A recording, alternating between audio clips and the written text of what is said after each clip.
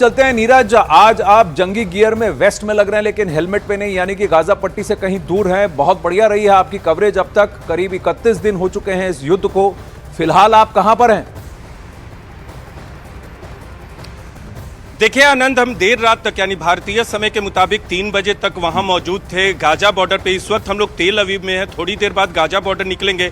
लेकिन कल जिस तरह का हमला हुआ है वो सबसे इंटेंस हमला अब तक हुआ है गाजा पर आईडीएफ की तरफ से। 1 घंटे के अंदर करीब 100 ठिकानों पर हमला हुआ। आपको याद होगा पिछली बार जिस तरह की तस्वीरें हमने दिखाई थी, ऊपर से फ्लेयर अप किया जाता है, ऊपर से रोशनी पहले फेंकी जाती है और नीचे। कल तो ऐसे धमाके हमें देखने को मिले कि आग के गोले की तरह वो जैसे धुआं उठता है, जैसे पहले आपने देखा होगा काले और सफेद धुएं उठ रहे थे, उस तरह के आग का धुआं, ऐसे आग की ज्वाला उठ रही थी। इस तरह के हमले करीब 100 ठिकानों पर किए गए। बेट हनून, बेट लहिया, जबालिया शहर और गाजा सिटी शहर के अंदर और बाहर इस तरह के हमले किए गए। भूमध्य सागर का जो कोना है वहां भी हमास के ठिकाने पर लगातार हमला किया गया।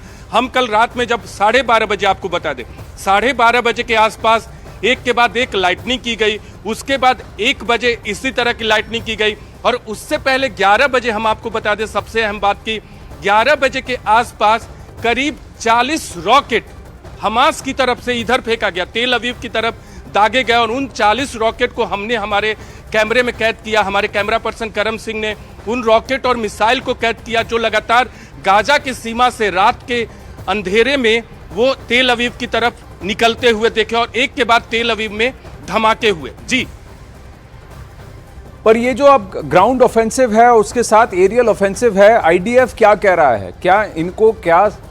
क्या इनको सक्सेस मिल रहा है नीरज? क्या इनको अधिकांश रूप से सफलता मिल रही है? क्योंकि आईडीएफ के भी कई सारे सोल्जर्स मारे जा रहे हैं ग्राउंड लेवल पर, इनकी भी कैजुअलिटीज बढ़ रही हैं, लेकिन हमास के ठिकानों को कितना ध्वस्त कर पाए हैं?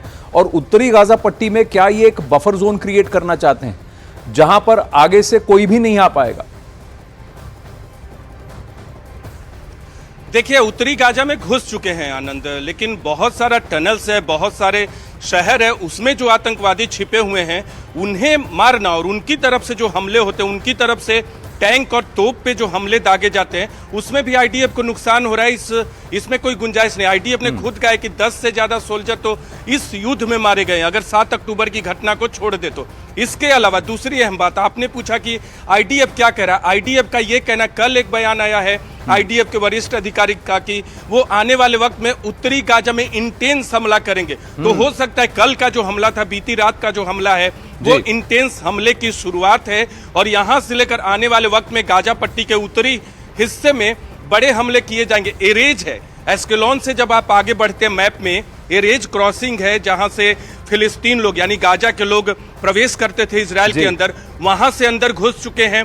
अगर जेरोत से बात करें, जेरोत पूर्वी सीमा बनाता है गाजा का इजराइल के साथ, वहां से लोग घुस चुके हैं। लेकिन शहर के अंदर अभी आतंकवादी मौजूद हैं और उन पर फतह पाना थोड़ा वक्त लगेगा, इसीलिए बड़े हमले की तैयारी लगातार की जा रही है और किया जाने लगा है आनंद। जी, नीरज और करम सिंह बहुत अच्छा काम कर रहे हैं आप, सुरक्षित रहिए। वापस आप गाजा पट्टी की तरफ जा रहे हैं तो आज आपके रिपोर्ट्स का फिर न्यूज़ 18 इंडिया पर दर्शकों को इंतजार रहेगा। बहुत बहुत धन्यवाद हमारे साथ इस वक्त लाइव जुड़ने के लिए।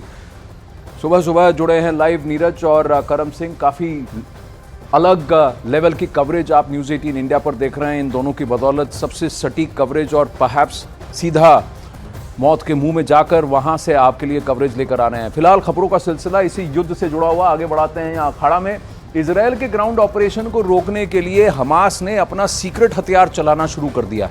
ये इतना सटीक